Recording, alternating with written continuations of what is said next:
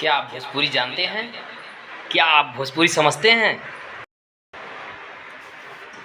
भोजपुरी में खेसारी लाल यादव का तहलका है और डेली कहीं न कहीं खेसारी लाल यादव का गाना ट्रेंडिंग सेक्शन में डेली लगा रहता है।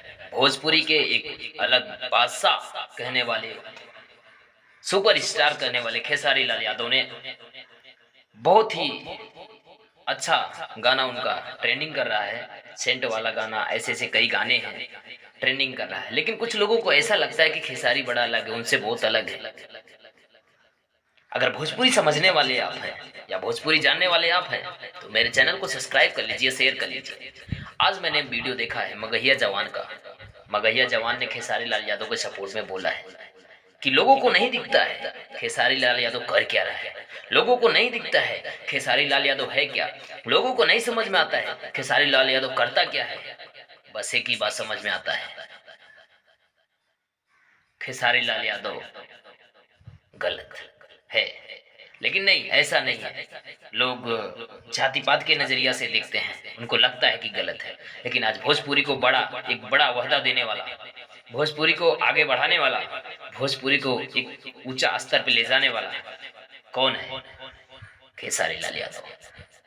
और कहीं ना कहीं कहा जाए पवन सिंह की बात, पवन सिंह सब कुछ अच्छा है, बोलने की टाइटल बड़ा अलग है उनका। कारे देसी गाय, देसी भैंस, देसी बकरी का है।